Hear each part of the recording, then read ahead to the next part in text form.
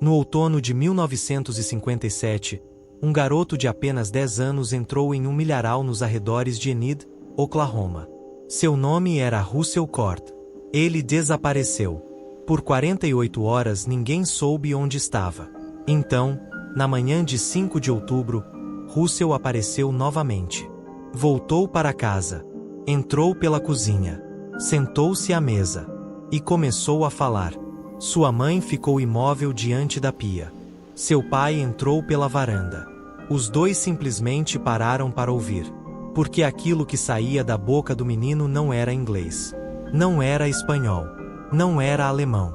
Não era francês. Na verdade, não era nenhum idioma que seus pais reconhecessem. Mas havia algo ainda mais estranho. Aquilo não parecia uma sequência aleatória de sons. Havia organização. Havia ritmo. Havia pausas. Havia algo que lembrava uma gramática. Como se Russell estivesse falando uma língua que já conhecia perfeitamente. E havia uma última coisa. Antes de desaparecer naquele campo, algumas testemunhas disseram que o garoto havia seguido alguma coisa. Algo que não parecia ser humano. Essa é a história que vamos investigar. Mas vamos começar pelo que pode ser reconstruído a partir dos registros. E, a partir daí, seguir cada uma das pistas. Na manhã de 3 de outubro de 1957, Russell Cord, de 10 anos, saiu de casa antes mesmo do nascer do sol. Ele era o filho mais velho de Arle e Doy Cord, uma família que vivia na zona rural do condado de Garfield, em Oklahoma. Eram aproximadamente 5h40 da manhã. A névoa de outubro ainda cobria parte do quintal. Russell vestia seu uniforme escolar. Ainda não havia tomado café. Sua mãe estava na cozinha preparando as coisas para o início do dia. Foi então que ela ouviu através da janela acima da pia. Russell atravessou o quintal. Caminhou em direção ao campo. E parou. Doy observou o filho ficar imóvel por alguns instantes. Então ele levantou os olhos. Não estava olhando para frente. Também não parecia observar alguma coisa no chão. Seu olhar estava direcionado para cima. Para o céu. Inicialmente, sua mãe imaginou que pudesse ser um pássaro. Talvez uma pipa. Ou algum reflexo provocado pela luz fraca daquele começo de manhã. Mas havia alguma coisa diferente. Alguma coisa que ela não conseguia compreender naquele momento. E então ela teria percebido o que estava ali. Algum tempo depois, Doy contou essa história ao reverendo Alton Graves, pastor da primeira igreja batista de Enid. A conversa teria acontecido entre outubro e novembro daquele mesmo ano. Graves tinha o hábito de registrar conversas importantes em seus cadernos. Não eram anotações casuais. Ele costumava escrever detalhes de conversas pastorais que considerava relevantes. Depois de sua morte, em 1989, esses cadernos foram encaminhados para a Sociedade Histórica do Condado de Garfield. A transferência ocorreu por meio de seu espólio, em 1991. E foi justamente nesse material que apareceu uma anotação relacionada ao caso. A entrada foi localizada muitos anos depois, durante uma pesquisa realizada em 2023. Graves registrou o relato de Dorothy. Segundo a anotação, ela havia visto uma figura parada na margem do campo. Uma figura que, segundo sua descrição, parecia sólida e claramente visível. Ela também teria afirmado que não era o tipo de pessoa que costumava exagerar ou inventar histórias. A criatura, segundo o relato, era mais alta do que qualquer homem que ela conhecia. Sua cabeça parecia grande demais para o corpo. Os olhos eram descritos como grandes. E os membros, alongados de uma maneira que fazia Doy pensar em alguma coisa vista debaixo d'água. A pele, usando exatamente a palavra registrada pelo pastor, parecia ser cinza clara, como cinzas antigas. Mas havia um detalhe que chamou mais atenção do que a aparência da figura. Era a reação de Russell. O menino não parecia assustado. Não demonstrava pânico. Não tentou fugir. Segundo o relato, ele simplesmente permanecia olhando para aquilo. Como se aquilo não fosse estranho para ele. E foi justamente essa ausência de medo que mais perturbou sua mãe. Doy chamou Arl. Quando o pai de Russell chegou até a janela, o garoto já havia desaparecido entre as roseiras. E a figura também não estava mais lá. Ou, pelo menos, não podia mais ser vista. Os dois começaram a procurar pelo menino. Percorreram o campo. Chamaram seu nome. Procuraram durante horas. Mas Russell não estava em lugar nenhum. Até que Arl decidiu procurar ajuda. Ele dirigiu até a subestação do xerife do condado de Garfield, na Rota 81. O registro oficial que ainda existe hoje mostra que um boletim de criança desaparecida foi aberto em 3 de outubro de 1957. O número do processo era GC11457. É uma das poucas partes concretas que restaram daquela ocorrência. Porque, quando se procura pelos documentos que deveriam acompanhar uma investigação desse tipo, começa a surgir algo estranho. Não aparecem registros substanciais das buscas. Não há documentação de uma coordenação extensa com as propriedades vizinhas. Não há entrevistas preservadas com fazendeiros próximos. Também não aparece um relatório da Patrulha Rodoviária Estadual. Em uma situação envolvendo uma criança desaparecida em uma área rural, seria razoável esperar que existissem registros desse tipo. Mas eles não estão ali. O que restou é extremamente simples: a ficha de entrada e uma pequena anotação escrita à mão. Caso resolvido. Criança devolvida. Nada além disso.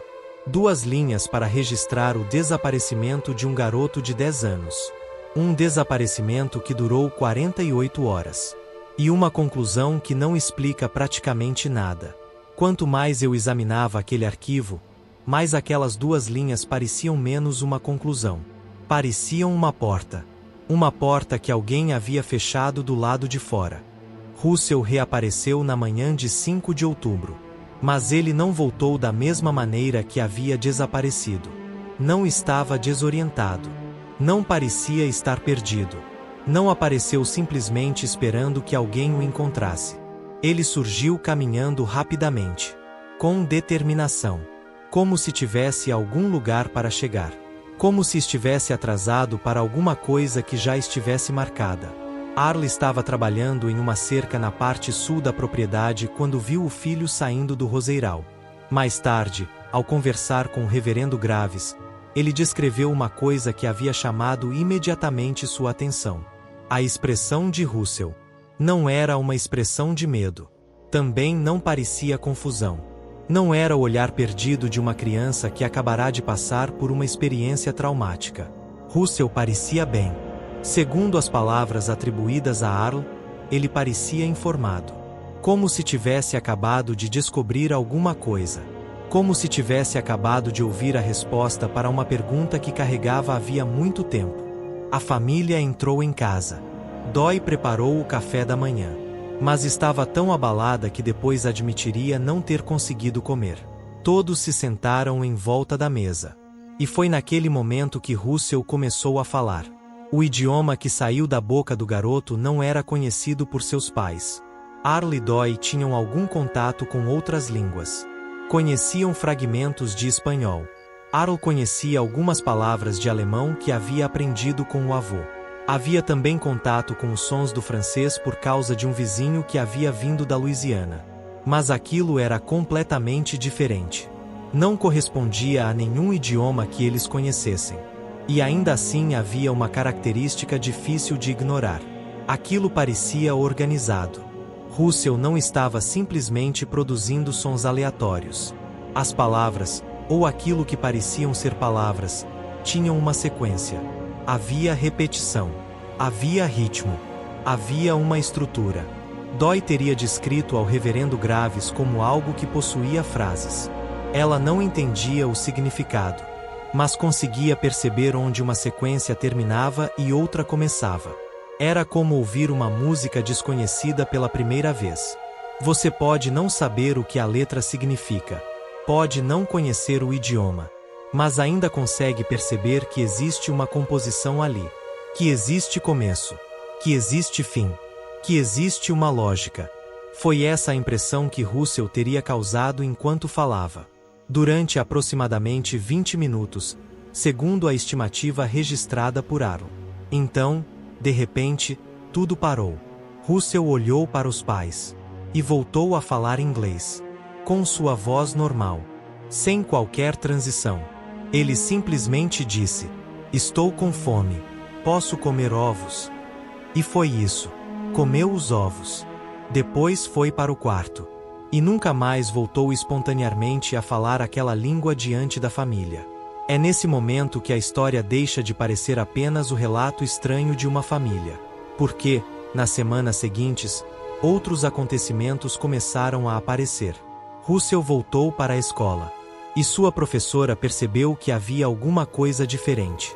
Ela era conhecida como Sra. Hargrove. Seu primeiro nome não pôde ser confirmado. Mas seu relato acrescenta uma nova camada à história. Segundo ela, Russell começou a escrever coisas em seus cadernos que não tinham relação com as aulas. Não eram desenhos feitos por uma criança entediada. Não pareciam rabiscos. Também não eram simplesmente letras espalhadas aleatoriamente. Havia consistência. A escrita seguia um padrão. Parecia obedecer a uma estrutura. E, segundo a professora, não se parecia com nenhuma língua que ela conhecesse. Isso chamou sua atenção. Os exemplos foram então apresentados ao diretor da escola, Dali Foresicht. E é aqui que surge uma nova pergunta. Por que aquilo que havia começado como uma experiência estranha de uma criança dentro de um milharal agora estava chegando à administração escolar? E, em algum momento, os exemplos aparentemente chegaram ainda mais longe. Vamos parar por um instante. Porque essa parte é importante. Poucas semanas depois de Russell voltar para casa, depois de passar 2 dias desaparecido, havia exemplos de uma linguagem escrita aparentemente estruturada circulando dentro do sistema educacional do condado de Garfield. Isso significa que a história já não estava restrita à família. Alguém na escola havia visto aquilo. Alguém considerou aquilo incomum o suficiente para levar o material adiante. Mas existe um problema. Não sabemos quem recebeu as páginas depois disso. A professora não sabia. Ou, pelo menos, não deixou registrado. O nome dessa pessoa não aparece claramente nos documentos disponíveis. E então surge uma pergunta ainda maior. O que essa pessoa viu nas páginas de Russell que justificou levar o assunto adiante? E talvez a pergunta mais importante seja outra. Onde foram parar aquelas páginas? Em 2022, procurei os registros do Distrito Escolar de Enid. A Jefferson Elementary havia sido fechada em 1971. Seus documentos foram posteriormente transferidos para o escritório central do distrito. O arquivista foi cuidadoso durante a pesquisa. Um arquivo escolar pertencente a Russell Cord foi localizado. Ele abrangia os anos de 1956 a 1958. O conteúdo era exatamente o tipo de coisa que se esperaria encontrar. Informações de matrícula. Frequência. 2 boletins escolares. Mas não havia nenhuma referência ao episódio. Nenhuma anotação sobre comportamento incomum. Nenhuma menção a uma conversa com o diretor. Nenhuma página escrita naquela linguagem. Nada. Não parecia simplesmente que o documento tivesse sido arquivado no lugar errado. O problema era mais profundo. O material simplesmente não estava ali. Isso levanta uma possibilidade perturbadora. Talvez aquelas páginas nunca tenham feito parte do arquivo oficial. Ou talvez tenham sido retiradas dele em algum momento. Se realmente foram removidas, surge uma pergunta inevitável. Por quê? Porque, naquele ponto, já não estamos falando apenas de uma criança que desapareceu por 2 dias. Estamos falando de páginas que aparentemente existiram, de pessoas que as viram, e de registros que hoje não podem mais ser encontrados. Essa carta está preservada nos arquivos da Universidade de Chicago. Eu a encontrei enquanto pesquisava a coleção de correspondências de Baines, doada à biblioteca em 1988. O pacote continha 12 páginas escritas à mão. Não havia carta de apresentação, endereço de remetente ou qualquer explicação sobre sua origem. O único indício era um carimbo postal de Norma. O conteúdo chamou a atenção de Price imediatamente. As páginas apresentavam um sistema de escrita organizado. Os símbolos não pareciam aleatórios. Existiam regras, padrões e uma estrutura consistente. A escrita seguia da esquerda para a direita.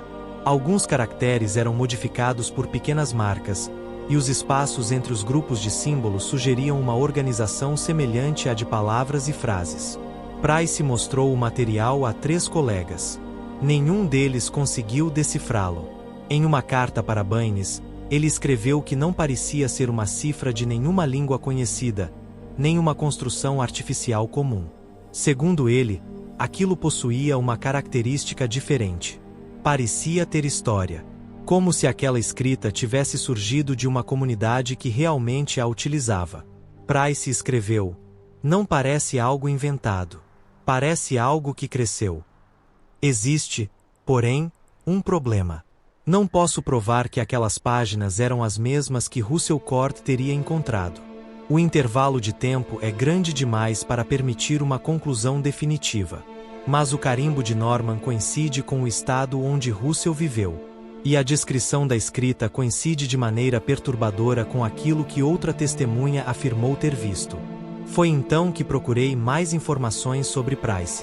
Seu arquivo acadêmico mostra que ele deixou seu cargo na Universidade de Oklahoma em dezembro de 1961, apenas um mês depois de enviar aquela carta. O motivo registrado? Questões pessoais. Depois disso, Price praticamente desaparece dos registros acadêmicos. Não encontrei novos trabalhos de linguística publicados por ele. E, nas cartas posteriores de Frederica Baynes, o assunto também desaparece. É como se aquela investigação tivesse simplesmente sido interrompida. Russell Court, entretanto, continuou sua vida. Terminou os estudos, cursou administração agrícola, casou-se com Ellen Praer em 1969 e administrou uma pequena propriedade no condado de Garfield. Para quem o conhecia, era um homem comum, reservado, trabalhador e educado. Mas havia algo que Ellen percebeu desde cedo. Russell parecia prestar atenção em coisas que não estavam ali. Em 2023, Ellen, então com 78 anos, aceitou conversar comigo. Ela contou que Russell havia falado sobre o incidente no campo durante o 3º encontro dos dois. Ele disse que havia seguido alguma coisa até uma área rural. Permaneceu desaparecido durante 2 dias. E quando voltou, sabia falar uma língua que nunca havia estudado. Não era apenas uma sequência de palavras. Era uma língua completa. O mais estranho, porém, aconteceu depois. A língua começou a desaparecer. Não de uma vez. Uma palavra desaparecia. Depois uma frase. Depois outra. Até restarem apenas fragmentos. Russell dizia que não era esquecimento. Era bloqueio. Ele ainda conseguia sentir que aquela língua estava dentro de sua mente, mas não conseguia mais alcançá-la. Como se uma porta tivesse sido fechada. Ellen então revelou algo que Russell nunca contou aos pais ou aos amigos. Durante os 2 dias em que esteve naquele lugar, ele não estava sozinho. Havia outras crianças. 3 ou 4, segundo sua lembrança. E Russell acreditava que elas vinham de épocas diferentes. Quando chegavam, cada uma falava a língua de seu próprio lugar de origem. Quando partiam, falavam uma língua diferente. A mesma língua. Como se todas tivessem passado pela mesma sala de aula. Foi essa parte da história que mudou minha investigação. Porque, se Russell estivesse dizendo a verdade, talvez aquilo não tivesse sido um encontro isolado. Talvez fosse um processo. Algo organizado. Algo que acontecia repetidamente. Comecei então a procurar casos semelhantes. E encontrei outros. Em setembro de 1954, uma menina de 12 anos chamada Vera Tinkins desapareceu perto de Muskogee, Oklahoma. Ficou desaparecida por 3 dias. Quando voltou, falou durante algumas horas em uma língua que seus pais não reconheceram. O episódio apareceu em apenas um pequeno parágrafo do Muskogee Phoenix. Poucos anos depois, em 1960, um menino de 11 anos chamado Clarence Adler desapareceu perto de Altus, no condado de Jackson. Ele ficou fora por 2 dias. Quando voltou, começou a falar coisas que sua família não conseguia entender. Seu irmão Roy, que entrevistei décadas depois, lembrava que Clarence misturava algo parecido com música e matemática.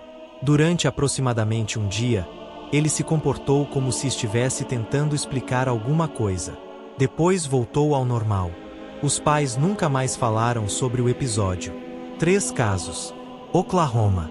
Crianças. Desaparecimentos de 2 ou 3 dias. E, depois do retorno, uma linguagem desconhecida. Então encontrei mais 4 casos semelhantes no Kansas. E foi nesse momento que a pergunta mudou. Não era mais: o que aconteceu com Russell Cord? A pergunta passou a ser: quantas outras crianças passaram pela mesma coisa? Quantos relatos desapareceram em arquivos de pequenos condados? Quantos pais decidiram nunca falar sobre aquilo? Quantos casos foram tratados como simples confusão infantil? Porque, quando você coloca todos esses episódios juntos, surge um padrão geográfico, temporal e, principalmente, linguístico. Mas talvez a evidência mais estranha tenha aparecido décadas depois. Nos últimos meses de vida de Russell, quando já estava muito doente, ele começou a murmurar durante o sono. Ellen não reconhecia as palavras. Não pareciam inglês. Ela começou a gravar. Uma dessas gravações tinha apenas 12 segundos. Em 2023, Ellen me permitiu ouvi-la. A qualidade era ruim. Mas havia algo estranho. Os sons possuíam ritmo, repetição, estrutura. Não pareciam apenas murmúrios aleatórios. Pareciam uma língua. Ellen havia enviado aquela gravação para o Departamento de Linguística da Universidade de Oklahoma. Nunca recebeu resposta. Nem uma análise. Nem uma recusa. Nada. E isso me fez pensar. O que havia nesses 12 segundos? O que Russell estava reproduzindo durante o sono, depois de mais de 60 anos? Uma memória? Um sonho? Ou algo que havia sido colocado em sua mente e permanecido ali durante toda a sua vida? Talvez a maior pista esteja justamente na linguagem.